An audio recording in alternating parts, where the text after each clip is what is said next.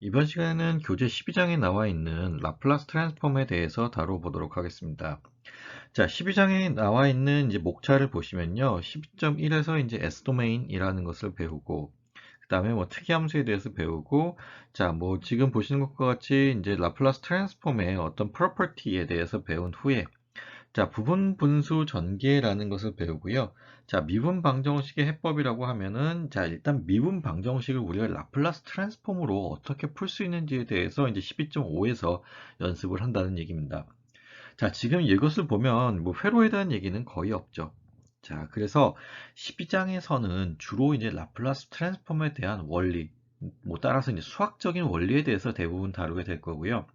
실제 라플라스 트랜스폼을 이제 회로에 적용하는 것은 13장에서 다룰 예정입니다. 자, 지금 라플라스 트랜스폼 혹은 이제 프레 트랜스폼 관련해서는 여러분들이 이제 공업 수학에서 지금 다루고 있을 것이라고 생각을 합니다. 그렇기 때문에 이제 12장의 내용은 자, 우리가 13장을 풀기 위해서 이제 최소한의 내용만 간략하게 다루고 넘어갈 예정이고요. 뭐 그렇지만 뭐 내용이 꽤 되긴 합니다. 자, 그리고 이제 13장에서 이제 본격적으로 이제 회로에 대한 해석을 좀 해보도록 하겠습니다. 자, 여러분들이 이제 공업학에서 좀 배웠겠지만, 그래도 이제 라플라스 트랜스폼이 왜 필요한지에 대해서, 뭐, 다르게 바꿔서 얘기하면, 자, 회로에서 왜 라플라스 트랜스폼을 우리가 써야 되는지에 대해서는, 자, 이렇게 설명할 수 있을 것 같습니다. 자, 우리가 지금 이제 7장과 8장을 통해서 배웠던 것이, 자, 결국은 이제 미분 방정식이었습니다. 그리고 이제 그 미분 방정식을 조금 더 편하게 풀기 위해서 이제 뭐 페이저라든지 뭐 그런 것들을 우리가 좀 도입을 했었고요. 자, 그런데 여기서도 마찬가지입니다. 라플라스 트랜스폼을 우리가 적용하는 이유는, 우리가 도입하는 이유는, 자, 라플라스 트랜스폼을 우리가 도입했을 때는, 자, 미분 방정식을 우리가 이제 풀어야 됐었죠. 자, 근데 이것이 우리가 라플라스 트랜스폼을 거치게 되면 미분 방정식이 그냥 단순한 대수학적 방정식으로 바뀌게 됩니다. 자, 뭐 이것에 대한 이제 구체적인 의미는 이 뒤에서 이제 다루게 되면 좀 더 이해가 확실할 텐데, 자, 미분 방정식이라는 게 어떻게 보면 이제 뭐 인테그랄이나 이제 뭐 dt분의 dv 같은 그런 것들을 계산하는 것이라고 한다면, 대수학적 방정식은 덧셈, 나눗셈, 뺄셈, 곱셈으로 우리가 조금 더 쉽게 풀 수 있다는 장점이 있죠. 자, 미분 방정식이 어려운 이유가 있습니다. 그쵸? 어려운 이유가 있고, 우리가 그것을 대수학적 방정식으로 풀게 되면 분명히 쉽게 되겠죠.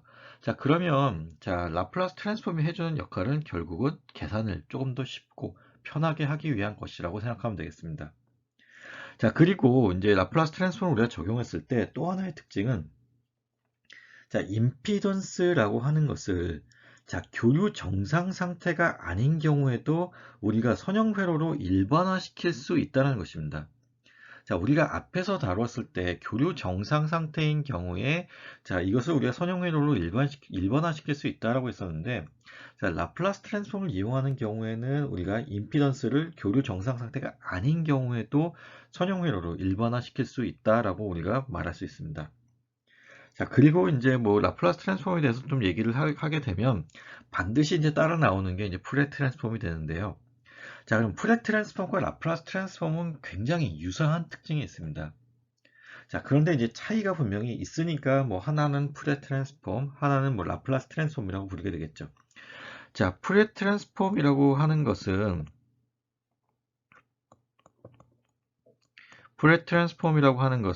어떤 특징을 갖냐면 자, 프리퀀시 값이 상수입니다. 다시 말하면 이제 특정 프리퀀시에 대한 성분만 우리가 다룬다는 얘기고요. 자, 라플라스 트랜스폼 같은 경우는 자, 프리퀀시 도메인으로 옮겨주는 것은 마찬가지입니다. 자, 푸리에 트랜스폼도 그렇고 라플라스 트랜스폼도 그렇고 프리퀀시 도메인으로 옮겨주는 것은 마찬가지인데 자, 라플라스 트랜스폼에서는 이 프리퀀시가 복소수라는 특징을 갖습니다. 그러면 자, 라플라스 트랜스폼이 푸리에 트랜스폼보다는 조금 더 넓은 의미를 내포하고 있다라고 볼 수 있겠죠. 자, 그러면 이제 뭐 다음으로 넘어가서 이제 교재에 대한 내용을 좀 더 다뤄보도록 하겠습니다. 자, 그러면 12.1에 있는 S도메인에 대해서 이제 다뤄보도록 하겠습니다. 자, S도메인이라고 하는 것은 말 그대로 라플라스 트랜스폼이 된 후에 그 라플라스 트랜스폼이 정의된 도메인을 뭐 얘기한다라고 생각하면 되겠습니다. 다시 말하면 아까도 얘기했지만 프리퀀시 도메인이면서 이제 복소수로 정의된 이제 프리퀀시 도메인이 되겠죠. 자, 그러면 지금 여기서 이제 나오는 얘기를 보면 자, 우리가 이제 페이저라는 것을 이제 도입을 했었습니다. 자, 그 이유가 여기 있는 것처럼, 자, 계산을 줄여주기 위해서 우리가 이제 페이저라는 것을 도입을 했었고요. 자, 페이저라는 것을 도입을 할 때 우리가 가정했던 것이 AC 이제 스테디 스테이트라고 하는 것을 이제 가정을 하고 우리가 페이저를 적용을 했었죠. 자, 그런데 여기 보시면, 자, 라플라스 트랜스폼은 여기 보시는 것처럼, 자, 인테그랄 혹은 이제 뭐 미분 방정식으로 표현된 그런 수식을 자, 대수학적 방정식으로 바꾸어 줄 수 있다라는 것입니다. 자, 그래서 자, 라플라스 트랜스폼을 여러분들이 이제 뭐 이미 배웠을 수 있겠는데 자, 이와 같이 정의합니다. 자, fs라고 하는 것이 지금 s 도메인에서 정의된 어떤 그 s 도메인의 함수를 얘기하게 되고요. 그것이 ft라고 하는 타임 도메인에서 정의된 ft라고 하는 함수에 대한 라플라스 트랜스폼으로 우리가 생각하겠습니다. 자, 그러면 ft를 자, fs로 변환하는 방법이 여기 있는 것처럼 자, 이와 같은 적분식을 이용해서 표현할 수 있습니다. 자, 근데 여기서 좀 이상한 게 있죠.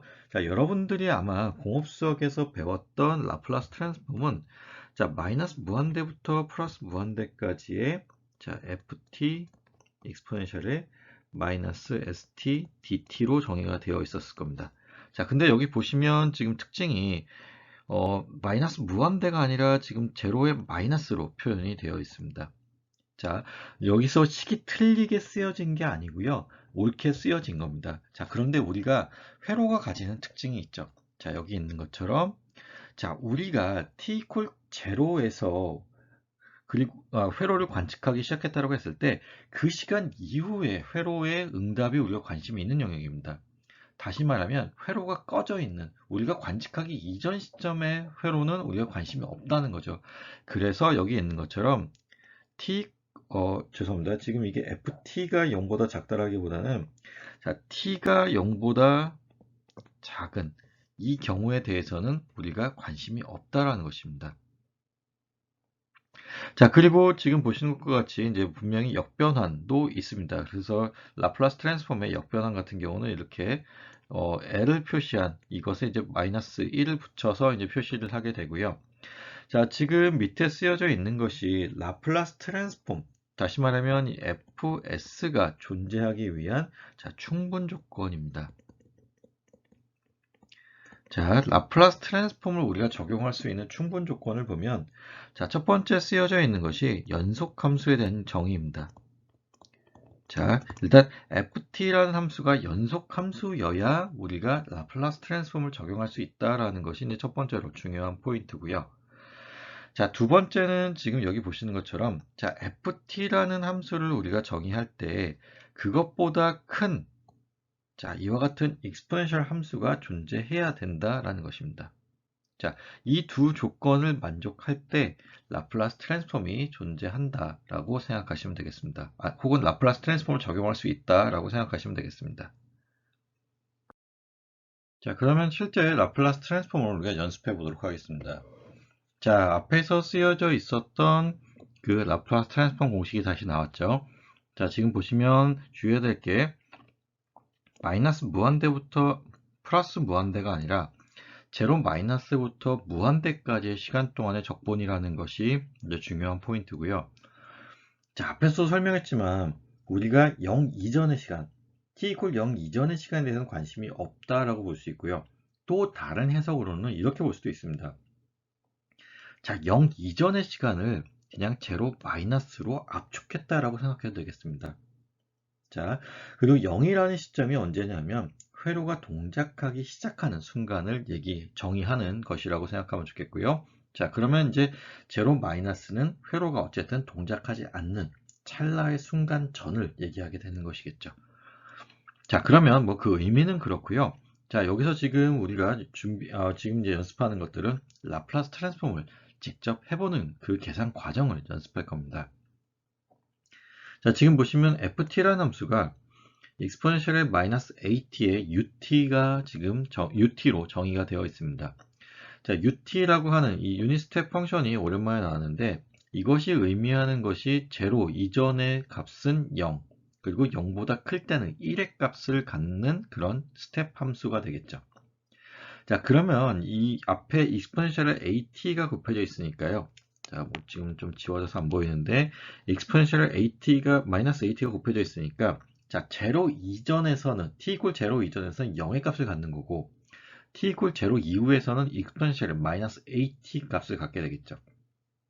자, 그래서 지금 나와 있는 이 회로가 exponential의 마이너스 at의 at 곱하기 ut를 해놓은 것입니다. 자, 그러면 지금 이 ft라고 정의된 이 함수를 여기에 대입해서 이제 문제를 풀게 되면 우리가 원하는 라플라스 트랜스폼 계산을 하게 되는 것이겠죠. 자, 그래서 지금 정의에 의해서 fs라고 하는 그 우리가 구하고자 하는 라플라스 트랜스폼 결과는 S도메인에서의 라플라스 트랜스폼 결과는 자, exponential의 마이너스 at 곱하기 exponential의 마이너스 st로 정의할 수 있습니다. 자, 그리고 이제 ut가 사라졌는데 ut가 사라질 수 있었던 이유가 적분 구간이 제로 마이너스로 정의가 되어 있기 때문에 0 이전의 시간에 대해서는 우리가 관심을 안 가져도 되는 거겠죠. 자, 그러면 지금 여기 있는 것처럼 제로 마이너스부터 무한대까지 익스포넨셜의 마이너스 괄호 열고 s 플러스 a 괄호 닫고 t 곱하기 dt로 정의할 수 있습니다. 자, 그러면 이제 익스포넨셜 함수의 적분이니까 자, 마이너스 s 플러스 a분의 1 곱하기 익스포넨셜의 마이너스 s 플러스 a t로 정의할 수 있고 적분 구간 제로 마이너스부터 무한대까지로 정의가 됩니다. 자, 그러면 우리가 적분 구간 무한대와 제로 마이너스를 각각 대입하고 계산을 하게 되면 자, 지금 이와 같은 식이 나오게 되겠죠.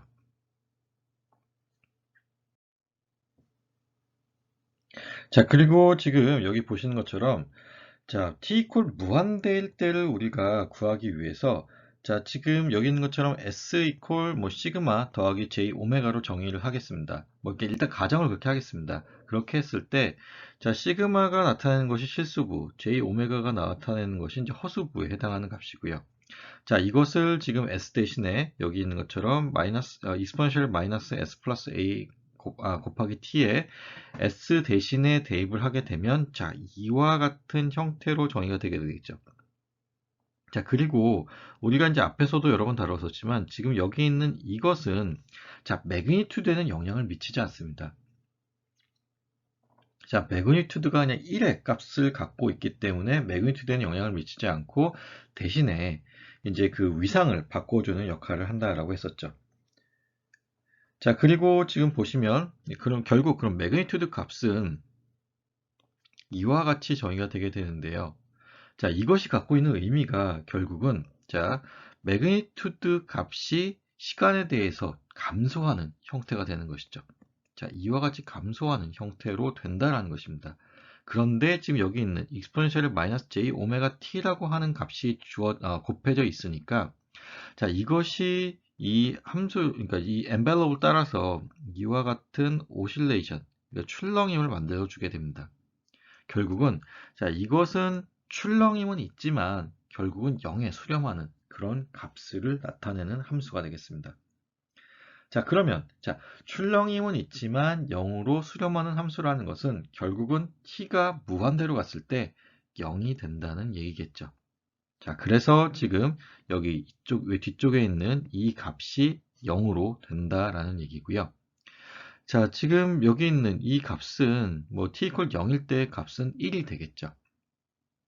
자, 그래서 자, 이 fs 우리가 구한 ft를 익스포넨셜의 마이너스 at 곱하기 ut로 정의했을 때 그것에 대한 라플라스 트랜스폼 된 결과 fs는 자, 이와 같이 자, 여기 있는 것처럼 s 플러스 a분의 1로서 계산이 나오게 됩니다. 자, 지금 우리가 실제로는 구했지만 여기 나와 있는 이 라플라스 트랜스폼 예제는 앞으로 계속해서 나오게 될 겁니다. 그래서 자, 기본 형태의 라플라스 트랜스폼이니까 이거는 좀 외우고 계셨으면 좋겠습니다. 자, 그래서 exponential 마이너스 at에 자, ut가 곱해진 것의 라플라스 트랜스폼은 s 플러스 a분의 1로서 정의가 됩니다. 자, 다음은 이 두 번째로 ft를 지금 ut라고 정의했을 때의 라플라스 트랜스폼을 구해보도록 하겠습니다. 자, 앞에서 우리가 구했었던 것은 exponential 마이너스 at의 지금 ut에 대한 라플라스 트랜스폼을 구했었죠. 자, 근데 이것을 우리가 ut로 바꿀 수 있습니다. 자, 지금 a 값을 a 이퀄 0을 대입하게 되면 자, ut만 남게 되겠죠. 자, 지금 여기 있는 이 앞에서 구했었던 이것에 대한 라플라스 트랜스폼이 s 플러스 a분의 1로 정의가 되어 있었고요. 자, 그 과정에서 a 이퀄 0을 대입하면 자, s분의 1이라고 하는 것이 결국 ut, 그러니까 유닛 스텝 펑션의 라플라스 트랜스폼 결과가 됩니다. 자, 이것도 마찬가지로 굉장히 많이 나오게 될 테니까 자, 그냥 여러분들이 뭐 ut라는 게 나오면 s분의 1이라고 생각날 정도로 좀 자주 보고 외우셨으면 좋겠습니다. 자, 그리고 지금 여기 보시는 것처럼 자, 폴과 제로라는 것이 있습니다. 자, 이제 뭐 극점과 이제 0점이라고 우리가 얘기를 하게 되는데 폴을 우리가 극점, 자, 제로라는 것을 이제 0점으로 정의를 하게 되는데 자, 극점은 지금 이와 같은 특징을 갖습니다. S value라고 하는 것이 자, 무한대 값을 갖게 되면 우리가 죄송합니다. 자, fs 값이 무한대 값을 갖게 되는 경우 우리가 그것을 폴이라고 얘기를 하게 되고요. 자, 0점이라는 것은 말 그대로 fs 값이 0의 값을 갖는 경우에 해당됩니다. 자, 그러면 지금 fs 이퀄 뭐 s 플러스 a분의 1이라고 했을 때 자, 분모가 0이 되면 무한대의 값을 갖게 되겠죠. 그래서 s 이퀄 마이너스 a 값을 갖거나 자, s분의 1 정의되어 있을 때는 s가 0의 값을 갖게 되는 그 s 값을 우리가 극점이라고 합니다. 자, s 이퀄 마이너스 a 그리고 s 이퀄 0을 우리가 극점이라고 얘기하는 것이고요. 자, 지금 이 경우에는 fs 이퀄 s 플러스 a분의 s로 정의되어 있습니다. 자, 여기서도 이제 극점을 구하라고 하면은 자, s 이퀄 마이너스 a로 정의할 수 있는 거고요. 자, 0점을 구하라고 하면 s 이퀄 0을 가지면 fs 값이 0이 되기 때문에 s 이퀄 0이 지금 주어진 fs라고 하는 라플라스 트랜스폼 결과의 자, 0점이 되겠습니다. 자, 그럼 예제 12.1을 같이 풀어보도록 하겠습니다. 자, 예제 12.1에서 문제를 보시면 ft를 자, exponential 마이너스 t 플러스 exponential 마이너스 2t의 전체의 ut를 곱한 것으로 정의했습니다. 자, 이거를 우리가 풀었을 수 있죠. 자, exponential 마이너스 t 곱하기 ut 그리고 더하기 exponential 마이너스 2t 곱하기 ut로 풀었을 수 있습니다. 자, 풀었었을 때 우리가 앞에서 봤었던 첫 번째 이제 함수에 대한 라플라스 트랜스폼이 있었죠. exponential 마이너스 at ut에 대한 라플라스 트랜스폼 결과가 자, 라플라스 트랜스폼을 하게 되면 s 플러스 a분의 1로 정의가 됐었습니다. 자, 그러면 지금 뭐 복잡하게 이렇게 쓰여져 있긴 한데, 자, 우리가 앞에서 배웠었던 첫 번째의 라플라스 트랜스폼을 외우고 있다고 가정하고 문제를 풀게 되면, 자, 지금 여기 첫 번째 식과 같은 경우에는 이 경우는 a 값이 1이고요. 이 경우는 a 값이 2에 해당되는 거겠죠. 자, 그래서 지금 보시면 그 라플라스 트랜스폼 결과 fs를 자, s 플러스 1분의 1 더하기 s 플러스 2분의 1로 구할 수 있습니다. 자, 그런데 지금 연습한 단계니까요. 자, 이것을 우리가 이제 실제 라플라스 트랜스폼의 정의에 입각해서 그 공식에, 변환 공식에 넣어서 문제를 풀게 되면 자, 지금 주어진 함수가 여기 있고요. 이게 ft에 해당되는 것이고 거기에 exponential 마이너스 st 곱하기 마이너스 st dt를 계산하게 됩니다. 적분 구간은 0 마이너스부터 무한대까지가 되는 것이고요. 자, 이 경우에 이제 두 개로 나누는 것이죠. 자, 마이너스 t 곱하기 exponential 마이너스 st 그리고 exponential 마이너스 2t 곱하기 exponential 마이너스 st로 구하게 됩니다. 자, 그랬을 때 역시나 마찬가지로 앞에서 구했었던 그 계산식을 그대로 이제 이용하셔서 풀 수 있다고 생각해서 자세한 계산은 좀 생략을 했는데 자, 어쨌든 그 계산 결과가 s 플러스 1 더하기 분의 1 더하기 s 플러스 2분의 1로 정의가 됩니다. 자, 그러면 지금 보시는 것처럼 자, 이와 같은 형태로 우리가 어, 분모를 통분해서 쓸 수 있고요. 자, 그러면 지금 0점과 극점을 구할 수 있겠죠. 뭐 이것을 구하는 이유는 나중에 이제 설명을 드리겠습니다. 지금 연습 단계니까 그냥 0점을 이렇게 구하고 극점을 이렇게 구하는구나 라고 생각하시면 좋겠고요. 자, 극점이라고 하는 것이 분모를 0으로 만드는 것이었으니까 s equal 마이너스 1 그리고 마이너스 2 그리고 자, 0점이라고 하는 것은 지금 분자를 0으로 만드는 것이니까 자, 2s 플러스 3이 0이 되는 s equal 마이너스 2분의 3 값이 되겠습니다. 자, 제가 이제 12장을 시작할 때 왜 라플라스 트랜스폼을 우리가 그러니까 회로를 해석하는데 쓰는지에 대해서 이유를 설명할 때, 자, 그 이유 중에 하나가 뭐였냐 하면, 자, 임피던스를 우리가 AC 스테디 스테이트가 아니어도 선형 소자처럼, 다시 말하면 선형 회로처럼 다룰 수 있기 때문에 우리가 라플라스 트랜스폼을 이용한다라고 했었습니다. 자, 그러면 라플라스 트랜스폼 자체가 선형성을 만족한다라는 얘기겠죠. 자, 선형성을 만족하는 이유는 굉장히 간단합니다. 우리가 알고 있는 인테그랄, 즉 이제 적분이라고 하는 것이 이제 선형성을 갖고 있기 때문에 그렇고요. 자, 그래서 지금 보시는 것처럼 라플라스 트랜스폼은 이제 선형성을 만족하게 됩니다. 자, 선형성이라고 하는 것은 이제 비례성과 가산성을 갖고 있는 경우를 우리가 선형성이라고 얘기를 하게 되고요. 자, 입력 신호에 대해서 이제 출력 신호가 직선으로 비례하는 경우를 우리가 얘기하게 되겠습니다. 자, 그래서 지금 보시는 것처럼 ft라고 하는 함수를 c1 곱하기 f1t 더하기 c2 곱하기 f2t로 정의를 했을 때, 자, 그러니까 캐피탈 fs라고 하는 이제 s 도메인에서 정의된 fs 같은 경우에는 자, 0 마이너스부터 플러스 무한대까지 자, 새롭게 정의된 ft에 대한 지금 여기 써 있는 거고요. ft 곱하기 exponential 마이너스 st dt로 정의할 수 있습니다. 그 대신에 이제 ft를 c1 f1t 더하기 c2 f2t로 이제 나타낸 것이고요. 자, 그래서 지금 결과로 나온 것이 자, 이와 같은 형태로 나오게 되는데, 자, 여기 있는 이것이 결국 나타내는 것이 f1에 대한 라플라스 트랜스폼 결과니까 우리가 이것을 캐피탈 f1s로 나타낼 수 있는 것이고, 자, 뒤쪽에 있는 것이 f2t에 대한 라플라스 트랜스폼 결과이니까, 자, 이것을 우리가 f2의 s로 나타냈을 때, 자, 지금 이것에 대한 라플라스 트랜스폼 결과는 각각에 대한 라플라스 트랜스폼 결과 f1s와 f2s에 자, c1과 c2를 각각 곱해서 더한 것과 같다라는 의미입니다. 자, 지금 여기 있는 C1, F1S라고 하는 자, C1을 곱하고 C2를 곱한 이것이 비례성에 해당되는 것이고요. 그리고 덧셈이 성립하는 이 성질이 가산성에 대한 성질입니다. 그래서 자, 여기 밑에 쓰여져 있는 이 내용을 읽어보면요. 자, 시간 함수의 선형 조합의 라플라스 변화는 자, 각각의 라플라스 변환의 선형 조합과 동일하다라고 하는 자, 이 위쪽에 쓰여져 있는 이 선형성에 대한 것의 해석이 되겠습니다. 다음으로 예제 12.2를 같이 풀어보도록 하겠습니다. 자, 지금 보시면 sin 오메가 t와 코사인 오메가 t에 대한 라플라스 트랜스폼을 구하라고 되어 있습니다. 자, 우리가 이것에 대한 라플라스 트랜스폼을 구하기 위해서 자, 사인 오메가 t와 이제 코사인 오메가 t를 이제 바로 대입해도 되는데 자, 그 계산이 좀 복잡하죠.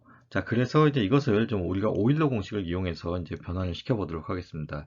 자, 익스포넨셜의 j 오메가 t라고 하는 것을 우리가 자, 코사인 오메가 t 더하기 j 사인 오메가 t로 정의를 했었고요. 익스포넨셜의 마이너스 j 오메가 t 같은 경우는 자, 코사인 오메가 t 마이너스 j 사인 오메가 t로 정의됩니다. 자, 그러면 자, 위아래를 더하게 되면 자, 2 코사인 오메가 t는 익스포넨셜의 j 오메가 t 더하기 익스포넨셜 마이너스 j 오메가 t로 나타나지게 되겠죠. 자, 그러면 코사인 오메가 t라고 하는 것이 결국은 자, 2분의 1에 자, 이것을 우리가 옮겨줘서 자, 여기에 곱하기 2분의 1을 하면 되겠죠. 자, 마찬가지 원리로 사인 오메가 t도 구하게 되면 자, 이와 같이 구해지게 됩니다. 코사인 오메가 t는 여기 쓰여져 있으니까 여기 있는 것은 좀 지우도록 하고요. 자, 그러면 지금 코사인과 사인을 지금 익스포넨셜 함수로 정의를 했습니다. 자, 그러면 우리가 라플라스 트랜스폼을 조금 더 쉽게 구할 수 있겠죠. 자, 라플라스 트랜스폼을 우리가 이와 같은 약속 기호를 써서 이제 얘기를 하게 되고, 자, 사인 오메가 t에 대한 라플라스 트랜스폼은 자, 여기 위에 있는 이 사인 오메가 t를 우리가 익스포넨셜 함수로 표현한 이것을 대신 넣어서 계산을 하게 되면, 자, 지금 여기에 이제 인테그랄에 지금 ft에 익스포넨셜 마이너스 st dt가 곱해진 것이 정의였고요.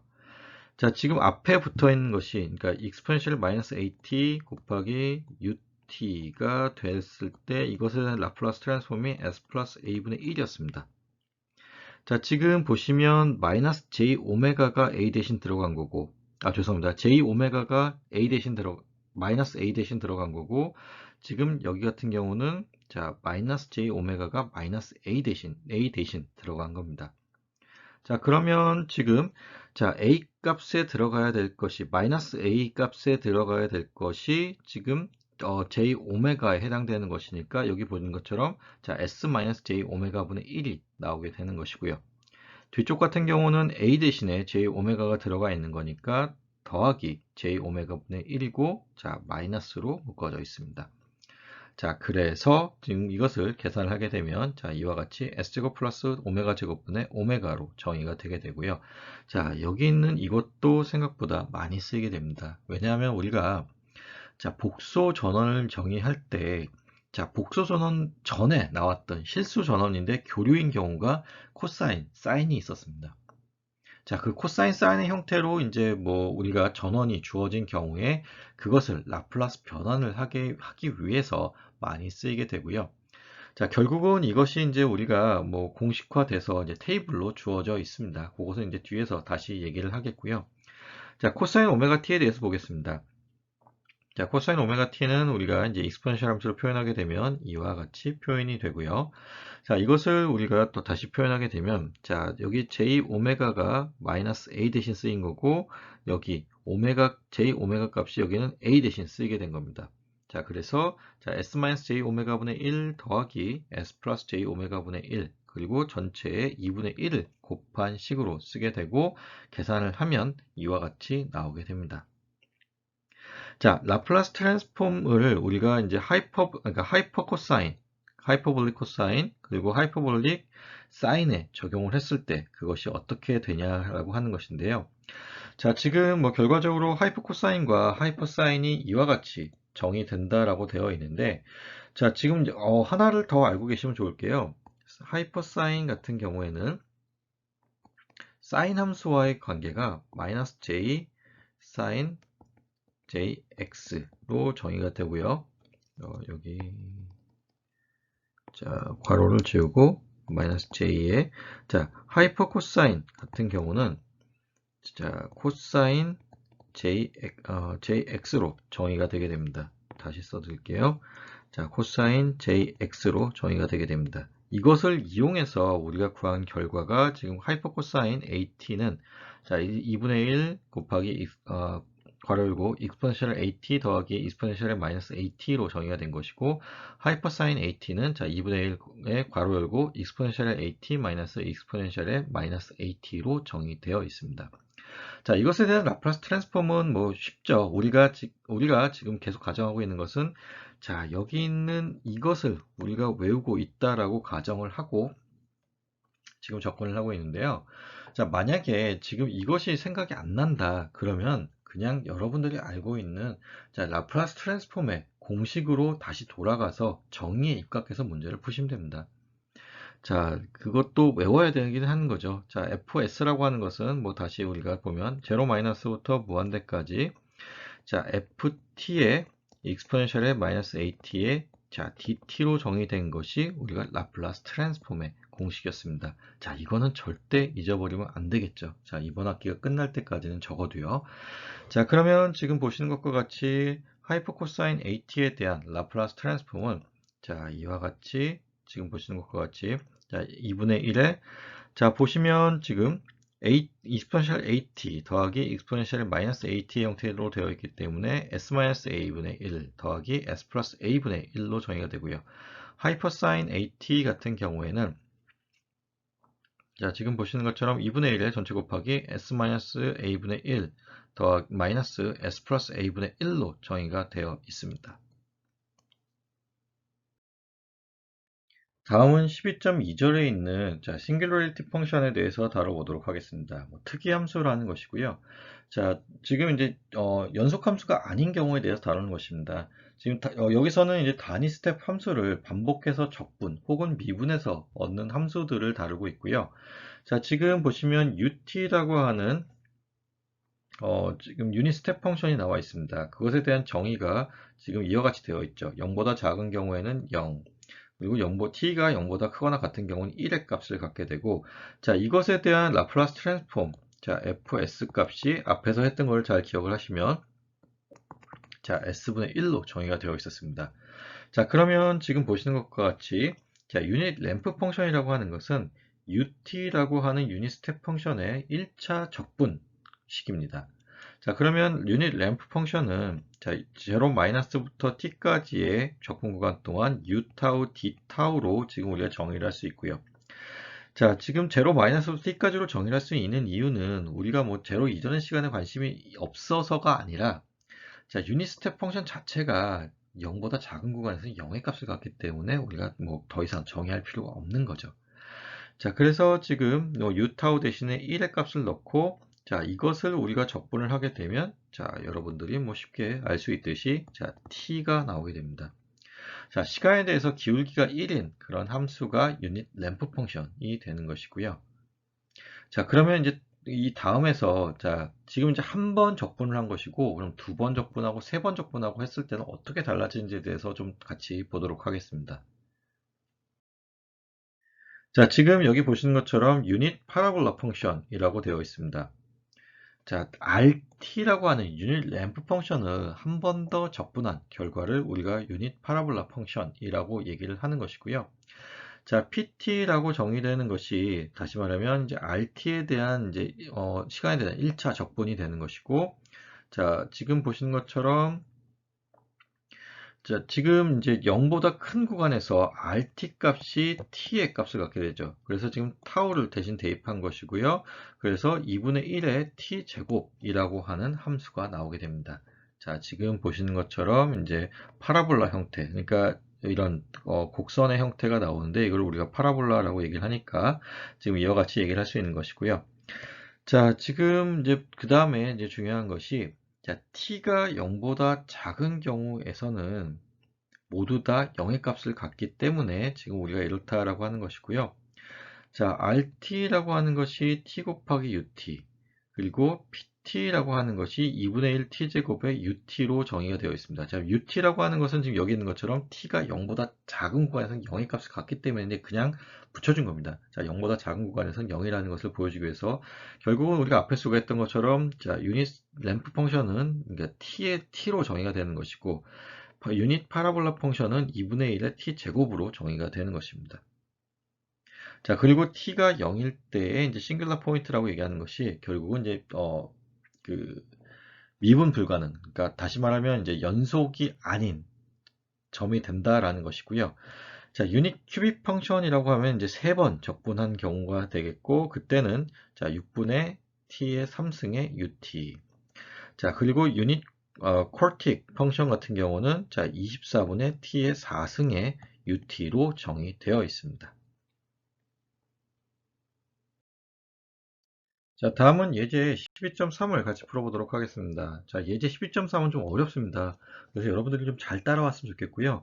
자, 한 번에 이해가 안 되는 게 어찌 보면 당연할 수 있습니다. 그래서 반복해서 좀 강의 동영상을 좀 봤으면 좋겠습니다. 자, 문제가 요구하는 것은 이겁니다. 자, ft라고 하는 함수가 자, 이와 같이 구간별로 나누어서 정의가 되어 있습니다.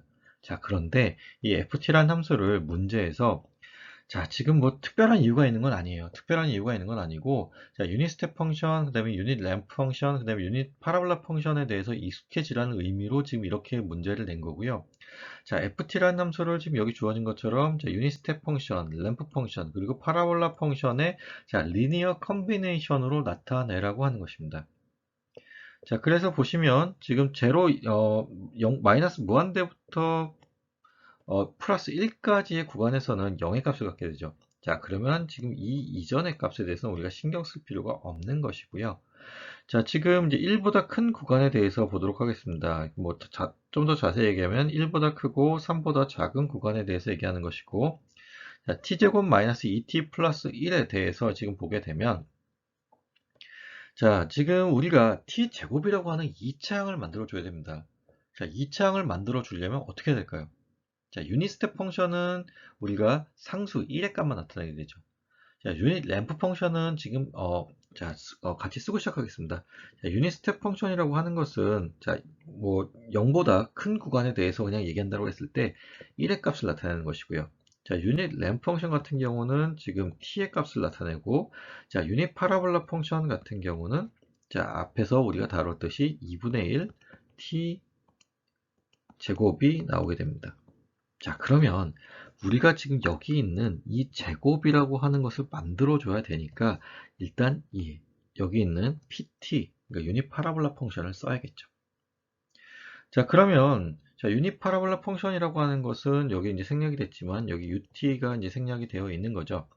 자, 0보다 작은 구간에서는 0의 값을 갖고 0보다 큰 구간에서는 이제 2분의 1 t 제곱의 값을 따라가게 되는데, 지금 여기 정의된 1부터 3까지의 구간을 보면 1보다 작은 구간에서는 0의 값을 갖게 됩니다. 자, 그러면 이 유닛 파라볼라 펑션이 오른쪽으로 1만큼 시프트 된 거죠. 자, 그것을 나타내기 위해서 우리가 자, p의 t-1을 계산하게 되면, 자, 혹은 이렇게 생각하면 좋을 것 같습니다. 자, u의 t-1이라고 하는 것이 자, 나타내는 것이 결국은 이거죠.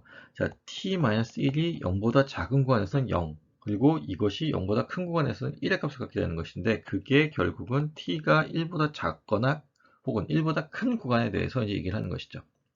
자, 그래서 p의 t-1이라고 하는 것은 자, 2분의 1의 자, t-1의 제곱 곱하기 u의 t-1이 되는 것이고, 자, 뒤에 붙어 있는 이 u의 t-1이라고 하는 것이 1부터 어떤 유효한 값을 갖는다라고 의미하는 것이니까 지금 여기서 시작하는 이 2차 곡선을 우리가 나타내고 있는 것이고, 자, 여기 있는 이것을 계산해 보겠습니다.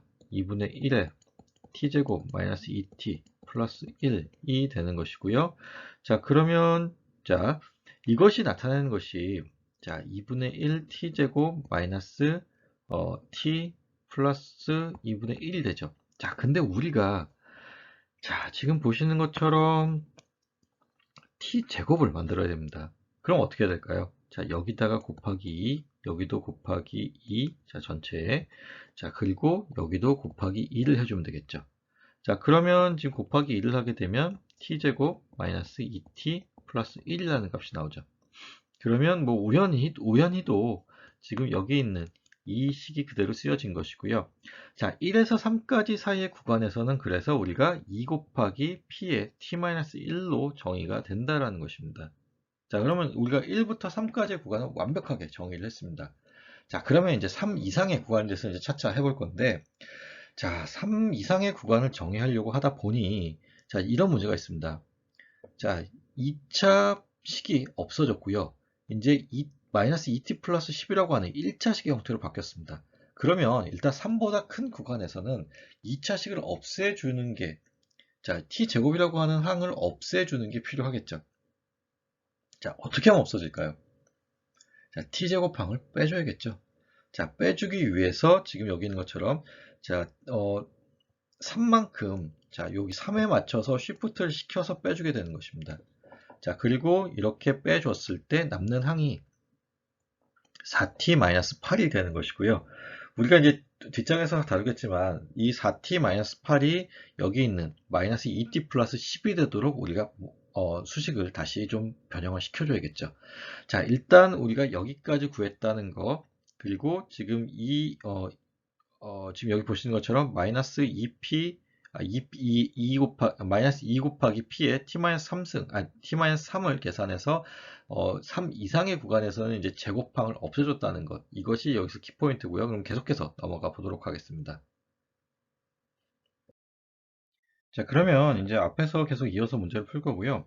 자, 3보다 크고 6보다 작은 구간에 대해서 보도록 하겠습니다. 자, 지금 우리가 앞에서 계산했던 걸 보면, 자, 마지막에 계산했던 것에서 지금 4t-8이 남게 됐었죠. 자, 그리고 3보다 크고 6보다 작은 구간에 대해서는, 자, 여기다가 어떤 함수를 더해줬을 때 이것이 마이너스 2t 플러스 10의 형태로 바뀌면 됩니다. 자, 그래서 이 네모를 구하게 되면 지금 4t를 옆으로 넘겨주면 마이너스 6t 플러스 18이 되게 되고요.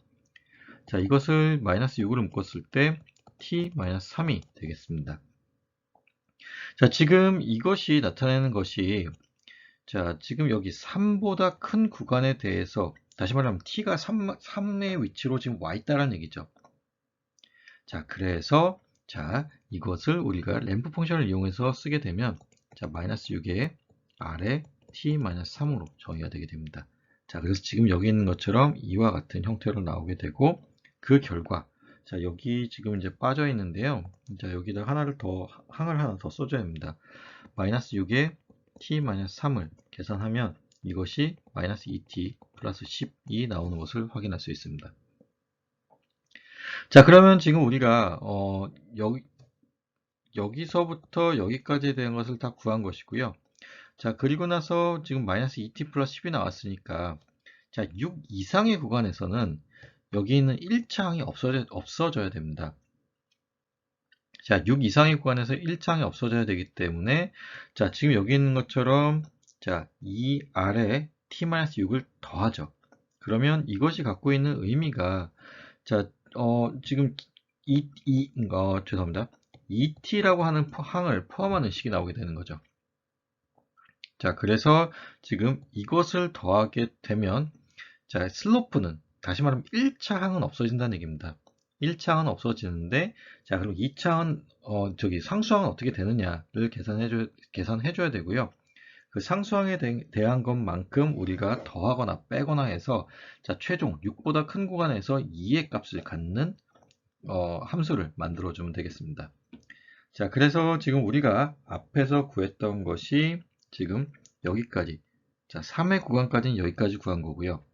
자, 1차 항을 없애주기 위해서 2r에 t-6을 더해준 거고, 거기에 지금, 자, 여기까지 계산 결과가, 마이너스 2t 플러스 10, 그리고 플러스 2t 마이너스 12가 되죠. 자, 지금 여기 있는 것이 플러스 2t 마이너스 12가 되는 것이고, 자, 여기에 플러스 4를 해줘야 2가 나오게 되는 것입니다.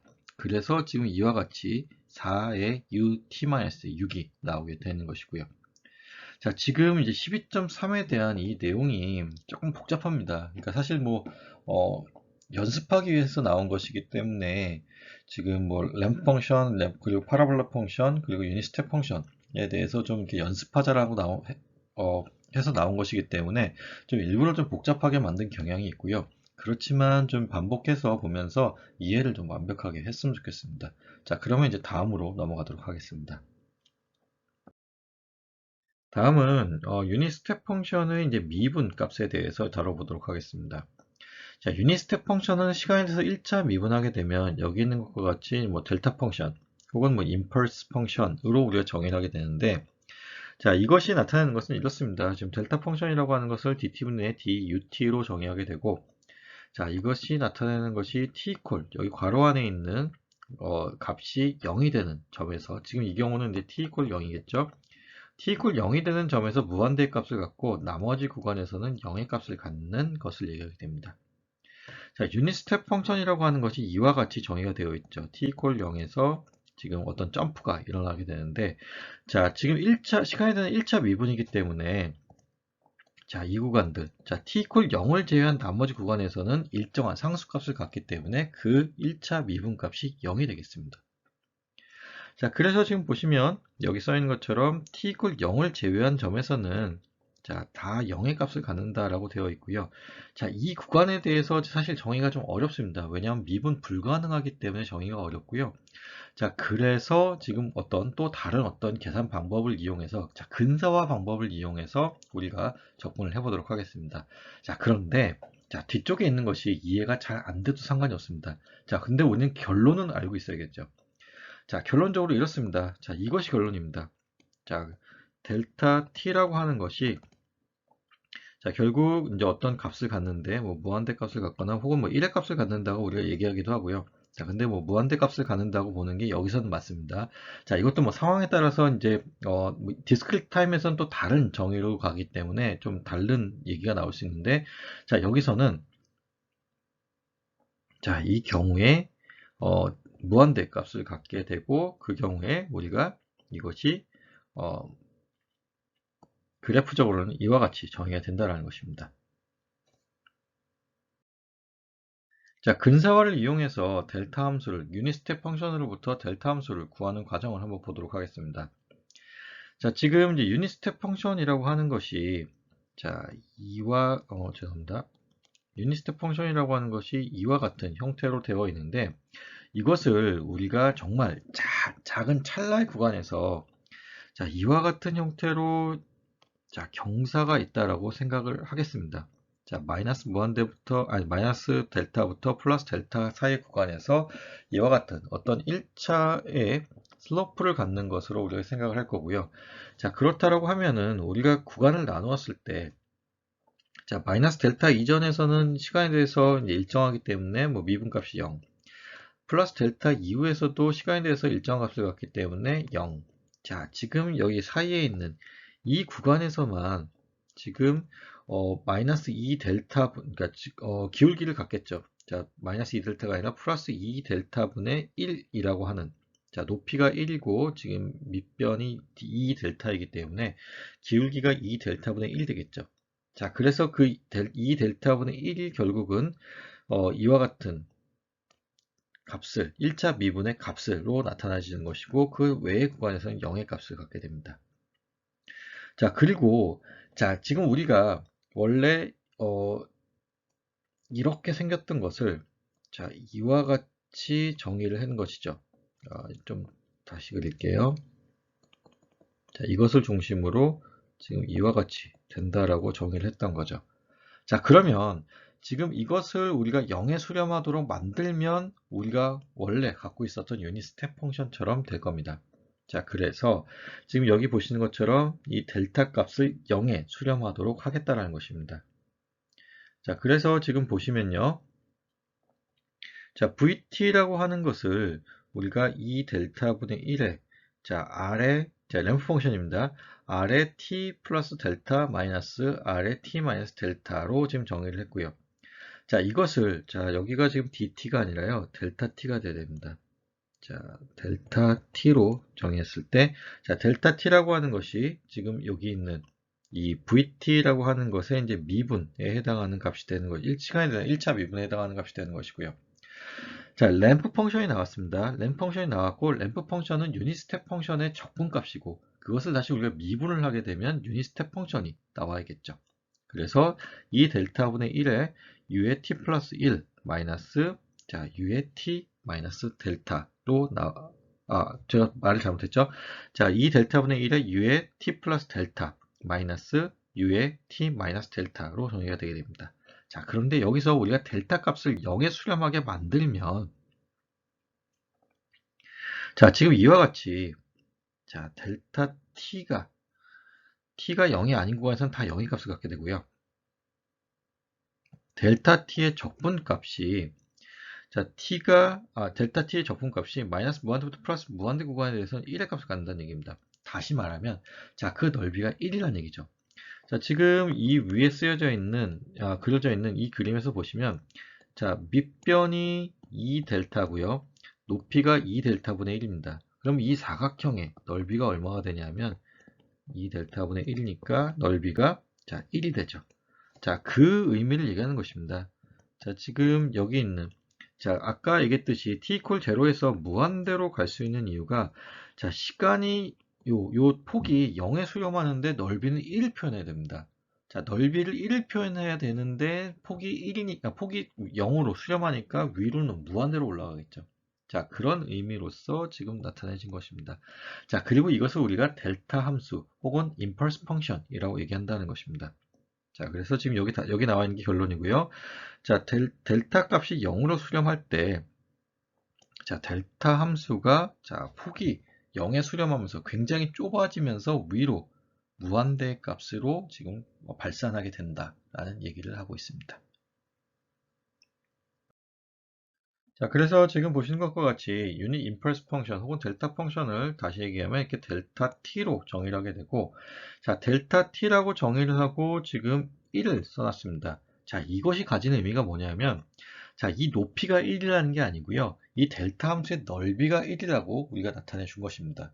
자, 그러면 지금 이제 뭐 복합적으로 쓰여져 있긴 한데, 자, 그러면 a라고 하는 함수가, 죄송합니다. a라고 하는 웨이팅이 곱해질 수 있겠죠. 곱해지고 나면 이 델타 함수가 나타내는 그러니까 다시 말하면 이 전체 함수가 나타내는 넓이는 a가 되겠죠. 그래서 지금 여기 있는 이것이 나타나는 것이 결국은 이것의 넓이가 a가 된다는 것이고요. 자, 지금 여기 t-t0가 t-t0 값이 0이 되는 점에서 넓이 a를 나타내는 어떤 임펄스가 나타나지는 거기 때문에 t t0에서, 자, 이것을 오른쪽으로 넘기면 t t0에서 그 값이 무한대로 혹은 넓이가 a인 그런 임펄스가 발생한다고 생각하면 되겠습니다. 다시 말하면 지금 t-t0가 의미하는 것은 이제 타임 시프트를 얘기하게 됩니다. 자, 그러면 지금 보시는 것과 같이 유닛 스텝 펑션이라고 하는 것은 델타 타우에 대한, 델타 t에 대한, 델타 함수에 대한 시간에 대한 적분으로 또 정의할 수 있겠죠. 왜냐하면 유닛 스텝 펑션을 우리가 시간에 대해서 미분했을 때 델타 함수가 나왔으니까요. 자, 그 역으로 우리가 또 생각할 수 있습니다. 자, 그리고 지금 보시는 것과 같이 임펄스에 대한 곱셈에 대한 어떤 법칙이라고 나와 있고 괄호치고 이제 샘플링이라고 나와 있죠. 자, 이 얘기가 뭐냐면요. 자, 지금 보시는 것과 같이 임펄스라고 하는 것은 어떤 특정한 점에서만 그 값을 갖습니다. 그리고 그 외의 점에서는 0의 값을 갖게 되죠. 근데 이렇게 한번 보시면 좋겠습니다. 자, 우리가 잘 생각해 보면 디지털 공학에서 샘플링이라는 것을 배웠습니다. 자, 디지털 공학 여러분 그 책을 갖고 계시면 한번 보면 좋겠는데 제일 첫 장에 나오는 그림이었습니다. 자, 이와 같은 어떤 연속된 신호가 나왔었고 그것을 우리가 샘플링 혹은 이제 디스크리트 타임 시그널로 만들어지기 위해서, 자, 이와 같은 형태의 값들을 취하게 된다 그랬었죠. 다시 말하면, 자, 이 점에서만 우리가 값을 갖게 되면, 다시 말하면, 자, 이 점에서 임펄스를 갖는 어떤 값들을 곱해주게 되면 샘플링이 된다는 얘기입니다. 자, 이러한 것을 배우는 게 이제 우리가 3학년 1학기 때 배우는 이제 시노미 시스템에서 나온 얘기고요. 자, 그건 뭐 뒤에서 다시, 내년에 다시 다루도록 하고, 자, 여기서 중요한 건 이겁니다. 자, 곱셈에 대한 어떤 룰이 있다는 것이고, 그것을 우리가 샘플링이라고 얘기하게 되는 것인데, 자, 임펄스가 하나만 있는 이 경우에는, 자, 이 t 이퀄 0이라고 한다면 혹은 t 이퀄 t0라고 한다면 t 이퀄 0 혹은 t 이퀄 t0에서의 값만 샘플링 돼서 나오는 거고 나머지 구간이 0이 된다는 것입니다. 자, 이것과 어떤 신호를 곱했을 때 해당되는 얘기고요. 자, 그러면 자, 델타 t가 0이라는 값을 갖고 죄송합니다. t 이퀄 0을 제외한 모든 구간에서 델타 t가 0의 값을 갖기 때문에 자, ft 곱하기 델타 t를 계산하게 되면, 자, 말하지 않아도 F0에서의 값에 델타 t가 곱해져서 나오게 된다는 것이죠. 자, 그리고 델타 t-t0를 곱하게 되면, 자, 이것이 값을 갖는 구간이 t 이퀄 t0이죠. 그래서 ft0에 대한 값만 나오고 나머지 구간에서는 0에 대한 해당하는 값이 나온다는 것입니다. 그런 의미에서의 샘플링이라고 생각하시면 좋겠습니다. 자, 다음은 지금 주어진 것처럼, 자, 예제 12.4에 대한 내용이고요. 자, 문제에서 요구하는 것이 지금 코사인 t, ut에 대한 시간에 대한 미분에 대해서 지금 한번 유도해 보라는 것입니다. 자, 지금 여기 써 있듯이 코사인 t, ut라고 하는 것은 자, t 이퀄 0에서 불연속입니다. 그래서 우리가 미분을 할 수 없습니다. 자, 다시 말하면 이제 t 이퀄 0에서 불연속이기 때문에 우리가 미분을 할 수 없는데, 자, 그런데 이제 미분을 하라고 했으니까 해야죠. 자, 그래서 자, 일반적으로는 미분이 가능한, 지금 여기 쓰여져 있는 내용이고요. 자, 일반적으로는 미분이 가능한 ft와 ut의 합으로서 이것을 표현해서 미분을 한번 해보겠다는 것입니다. 자, ut에 대한 미분은 우리가 델타 t로 나타내실 수 있는 거죠. 그리고 ft는 어떤 연속함수로 우리가 나타낼 수 있기 때문에 그 ft를 우리가 뭐 f't로 만드는 것은 어렵지 않습니다. 자, 그래서 지금 이 다음 장에서 이제 내용을 우리가 이어갈 텐데, 자, 이게 중요합니다. 자, 일반적으로 미분 가능하지 않기 때문에 일반적으로 미분 가능한 ft와 ut에 대한 어떤 합으로서 우리가 표현해서 그 미분을 수행하겠다는 것입니다. 자, 우리가 앞에서 얘기했던 것처럼 미분이 불가능한 코사인 t, 자, ut를 우리가 ft 더하기 ut로 정의를 하겠다는 것이고요. 자, 그러면 ft라고 하는 것이 자, 코사인 t ut 마이너스 ut가 되겠죠. 자, 그러면 지금 여기 보이시는 것처럼 자, 0보다 작은 구간에서는 자, 지금 ut가 0이 되기 때문에 이 항들이 다 0이 됩니다. 그래서 0이 나오는 것이고요. 자, 0보다 크거나 같은 구간에서는 자, 이 앞에 항은 코사인 t만 남고 뒤에 항은 1의 값을 갖게 되겠죠. 그래서 코사인 t 마이너스 1이 나오게 되는 것이고, 자, 그러면 지금 이 함수는 점프가 없습니다. 자, 한번 그려볼게요. 코사인 t라고 하는 것이 자, 이와 같은 식으로 나오게 되는 것인데, 지금 이제 0보다 작은 구간에서 0의 값을 갖기 때문에 그랬었죠. 자, 그러면 이것을 우리가 1만큼 밑으로 내려주게 되면, 자, 이렇게 가다가, 좀 그래프를 다시 그리면 이와 같은 형태로 나타나게 됩니다. 자, 그러면 지금 여기서 자연스럽게 곡선 형태로 아래쪽으로 내려오기 때문에 미분이 가능한 식이 됩니다. 자, 그래서 지금 이것을 우리가 미분을 하겠다라는 것이고요. 그래서 코사인 t ut를 ft 더하기 ut로 이제 정의를 하고 dt분의 d 코사인 t ut를 dt분의 d ft 더하기 dt분의 d ut로 정의를 하게 되면 자, 여기 보시는 것처럼 지금 마이너스 sin t ut 그리고 자, 더하기 델타 t로 지금 나타낼 수 있다는 것입니다. 자, 우리가 맞게 구한 것인지에 대해서 이제 다시 이제 검토해 보는 과정이고요. 그래서 우리가 구한 이제 미분 값을 다시 이제 적분을 해서 이제 확인해 보는 것입니다. 자, 미분을 하고 다시 적분을 하는 것이기 때문에 우리가 앞에서 구했던 마이너스 sin t ut 더하기 델타 t를 여기에 넣고 다시 적분을 해주면 되고요. 그래서 지금 적분을 하게 되면 자, 적분 구간이 마이너스 무한대부터 t라는 것 지금 주의해서 보시면 되고요. 자, 근데 지금 여기 그러니까 ut가 있기 때문에 우리가 이 적분 구간을 자연스럽게 줄여줄 수 있죠. 자, 그래서 지금 여기 보시는 것처럼 자, 0부터 t까지에 대한 sin 타우, d 타우로 바뀐 것이고요. 자, 지금 보시면 이것이 의미하는 것이 결국 뭘까요? 자, 델타 함수에 대한 시간에 대한 적분입니다. 자, 이것이 바로 ut가 되겠죠. 자, 그래서 여기 보시는 것처럼 u 타우가 지금 나오게 됩니다. 죄송합니다. u 타우가 아니라 ut가 나와야 되는데 제가 타우를 썼습니다. 자, 여기 타우가 아니라 ut로 바꿔주셔야 되고요. 자, 그래서 지금 여기 앞에 있는 이 sin 타우, d 타우에 대한 적분을 하게 되면 지금 여기 보시는 것처럼 코사인 타우의 0부터 t까지의 구간에 대한 적분 값 그리고 이제 ut라고 나오게 되고 계산을 하면 자, 코사인 t ut가 나오게 됩니다. 자, 우리가 최초에 미분을 했었던 코사인 t ut가 다시 나오는 것을 볼 수 있죠. 자, 그래서 라이프니츠 법칙이라는 것이 지금 밑에 나와 있습니다. 라이프니츠 법칙이라고 하는 것은 자, 미분을 위한 곱의 법칙입니다. 자, 특이함수와 정규함수를 포함한 곱셈에 조건 없이 적용이 가능합니다. 그래서 dt분의 d 코사인 t ut는 그냥 우리가 일반적으로 ft gt에 대한 미분을 할 경우에 f't gt 더하기 ft의 g't로 계산할 수 있죠. 자, 그것을 그냥 우리가 적용하면 된다는 겁니다. 그래서 지금 뭐 미분 불가능하지만 지금 이와 같이 적용할 수 있다라는 것이 이제 라이프니츠 법칙이 되겠습니다. 자, 다시 말하면 자, 미분을 위한 곱의 법칙이고요. 자, 특이함수와 정규함수를 포함한 곱셈의 조건 없이 사용한다는 것입니다. 자, 특이함수와 정규함수가 모두 섞여 있는 경우에 해당하는 쓸 수 있다는 것 잘 기억하고 뭐 유용하게 쓸 수 있는 공식이니까 잘 기억을 하셨으면 좋겠습니다. 자, 샘플링 프로퍼티에 대해서 나온 것이고요. 자, 지금 보시는 것과 같이 어떤 적분식에 델타 t 마이너스 t 제로가 곱해진 경우에는 자, 이와 같이 g의 t 마이너스 제로 값이 죄송합니다. g의 t 제로 값이 샘플링 돼서 나온다는 것이고요.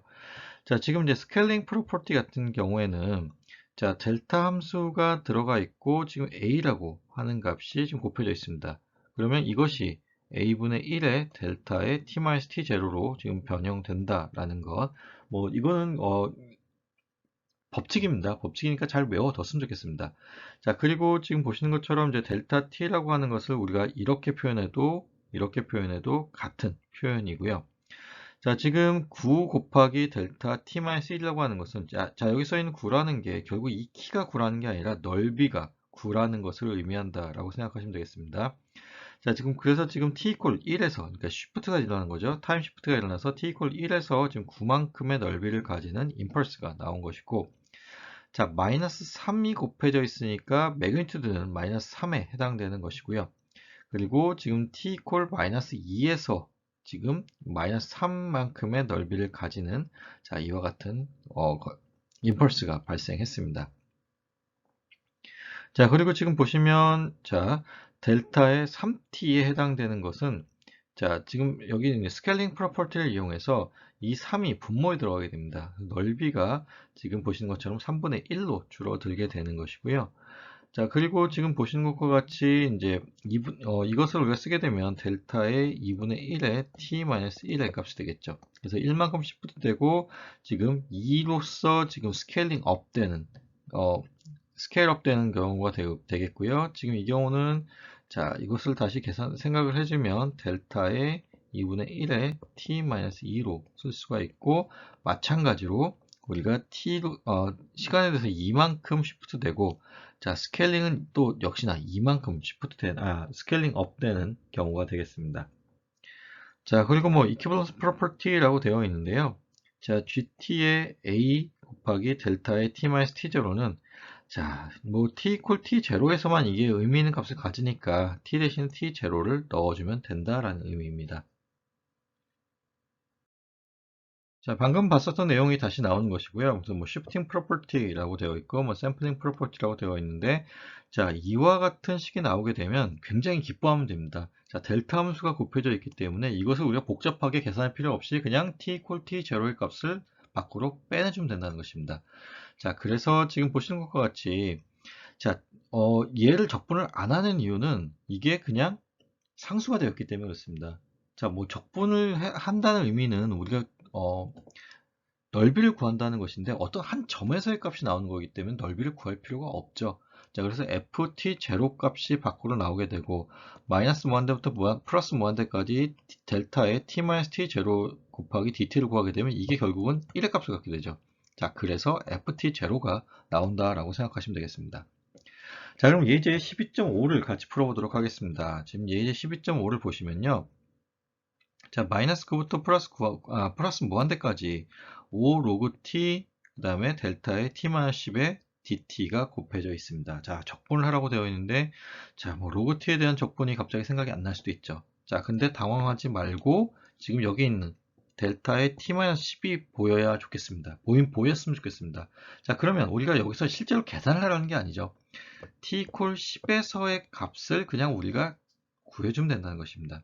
자, 그래서 지금 여기 보시는 것처럼 5 로그 10의 값을 구하게 되는데, 자, 로그 10은 상식적으로 알고 있다고 생각을 하겠습니다. 자, 로그 10의 값이 결국은 1이죠.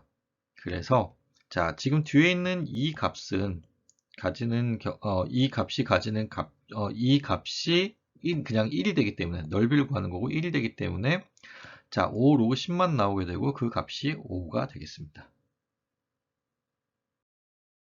자, 다음은 이제 델타 펑션의 1차 미분인 자, 유닛 더블릿 함수에 대해서 나와 있습니다. 자, 유닛 더블릿 함수는 뭐 결론만 여기 나와 있는데요. 자, 결론을 잘 알고 계시면 좋겠습니다.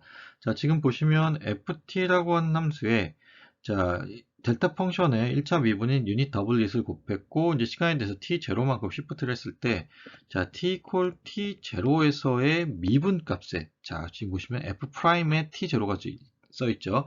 자, t equal t0에서의 미분값에 자, 마이너스를 붙인 결과가 나오게 되는 것입니다. 자, 그래서 지금 이것에 대한 결과를 좀 잘 알고 계시면 좋겠고요. 자, 그 다음으로 넘어가겠습니다. 지금 보시면 자, 미분에 대한 라플라스 트랜스폼 그리고 적분에 대한 라플라스 트랜스폼을 우리가 구해 보겠습니다. 자, 뭐 언제나 그랬듯이 여기서도 마찬가지로 결론은 반드시 잘 외웠으면 좋겠습니다. 자, 여기서는 이것이 결론이고요. 자, 결론을 한번 같이 살펴보면 자, ft에 대한 라플라스 트랜스폼을 우리가 fs로 정의하죠. 자, 그러면 지금 dt분의 dft라고 하는 것은 s 곱하기 fs 마이너스 f0 마이너스가 되겠습니다. 자, 제로 마이너스라고 하는 것이 결국은 이제 초기 값이 되겠죠. 자, 그래서 sfs 마이너스 f 제로 마이너스 값이 나온다는 거. 자, 잘 기억하고 자, 적분에 대해서 보시면 자, 보시는 것과 같이 원래의 라플라스 트랜스폼 값을 s로 나눠주면 됩니다. 자, 그래서 이거 굉장히 중요하니까 이 두 개씩 또 잘 기억하고 있고요. 자, 그것에 대해서 뭐 증명을 좀 해보도록 하겠습니다. 알면 좋으니까요. 그쵸? 제로 마이너스부터 무한대까지 dt분의 dft 곱하기 exponential 마이너스 st 곱하기 dt로 지금 정의할 수 있죠. 자, 여기서 지금 괄호 안에 있는 이것에 대한 라플라스 트랜스폼을 나타낸 것이고요. 자, 지금 보시면 여기 dt가 있고 여기 dt가 있습니다. 그래서 둘이 서로 약분이 될 수 있고 약분되고 난 후의 결과가 이렇게 나왔습니다. 자, 우리가 적분에 대한 어떤 공식이 있습니다. 지금 이와 같은 공식이 여러분이 아마 과거에 배웠을 공식일 거고요. 자, 지금 이것을 이용해서 이 적분식을 다시 쓰게 되면 자, 이와 같이 정리가 되게 됩니다. 자, 그러면 자, 지금 여기 뒤쪽에 얘가 나타내는 것이 결국은 자, s를 제외하고 나면 이게 fs가 되는 거죠. 거기에 s가 곱해진 형태가 되는 것이고요. 자, 여기 있는 얘가 나타내는 것이 자, 무한대가 들어가면 0이 되고요. 제로 마이너스가 들어갔을 때 그 값이 지금 여기 있는 것처럼 이제 마이너스 값이 붙어서 나오게 되겠습니다. 다음은 이제 적분에 대해서 보도록 하겠습니다. 적분 같은 경우는 지금 rs라고 하는 함수를 우리가 rt, 그러니까 유닛 램프 펑션에 대한 이제 라플라스 트랜스폼으로 정의를 한 거고요. 자, 그랬을 때 지금 여기 복잡하니까 좀 지우고 다시 보게 되면 자, 제로 마이너스부터 t까지에 대한 ut에 대한 dt를 계산하는 것이고요. 자, 그래서 지금 보시면 자, s 제곱분의 1이 되게 됩니다. 자, ut의 값이 s분의 1이었죠. 자, 그래서 자, 유닛 램프 펑션에 대한 것은 s제곱분의 1. 자, 유닛 파라볼라 펑션에 대한 라플라스 트랜스폼 결과는 s 3승분의 1이 되겠죠. 자, 적분을 했을 때에는 s분의 1을 계속 곱해주면 되고 미분을 했을 때에는 s를 곱한 후에 초기값을 빼주면 된다는 거 잘 기억하세요. 자, 그럼 다음으로 넘어가도록 하겠습니다. 다음은 델타 함수와 관련된 라플라스 트랜스폼을 우리가 좀 다뤄보도록 하겠습니다. 자, 지금 보시면 이제 델타 함수에 라플라스 트랜스폼이 적혀 있는데, 자, 이것을 우리가 이제 바로 구하지 않고, 지금 델타 함수가 결국은 유닛 스텝 펑션의 1차 미분이죠. 자, 우리가 앞에서 이제 다루었던 것이, 자, 어떤 미분이 있을 때, 자, 라플라스의 dt분의 d의 ft, 이거를 계산하게 되면 자, s의 fs 마이너스 f의 제로 마이너스라고 있습니다. 자, 그럼 이것에 지금 ft 대신 ut를 넣어주면 되는 거죠. 그러면 우리가 ut에 대한 라플라스 트랜스폼이 뭔지를 기억을 해야 되는데 자, ut에 대한 라플라스 트랜스폼은 자, s분의 1이라고 했습니다. 자, 라플라스 트랜스폼 하면 s분의 1이라고 했죠. 자, 그러면 지금 fs 대신에 s분의 1을 넣어주면 되는 거고요. 자, s 곱하기 s분의 1을 넣어주면 되는 거고 자, 그럼 f0 마이너스가 얼마일까요?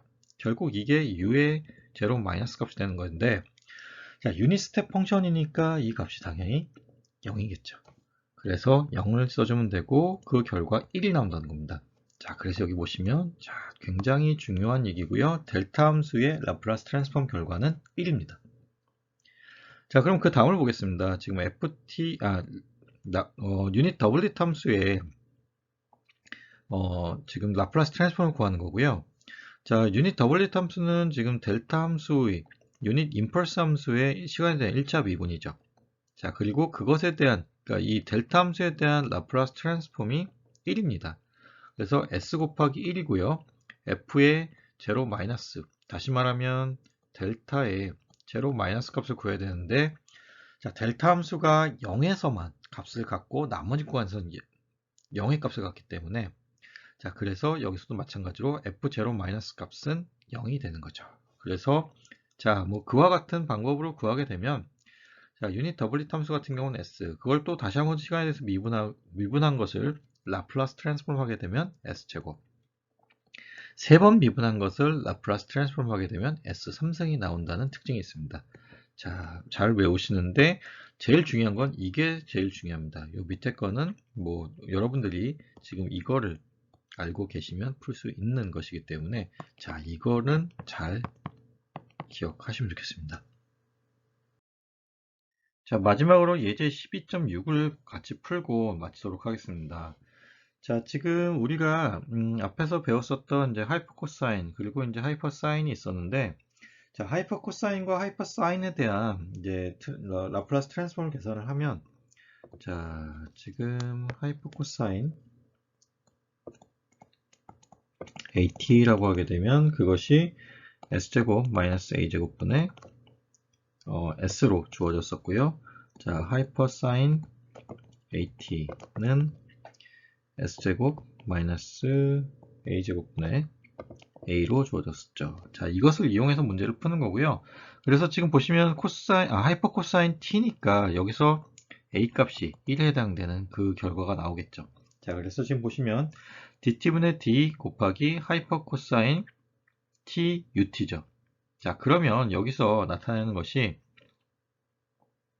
자, 하이퍼코사인 t ut에 대한 지금 시간에 대한 1차 미분이니까 그것에 대한 원함수에 대한 이제 라플라스 트랜스폼 결과, 그것이 지금 여기 보시는 것처럼, 자, a가 1인 경우에 해당하는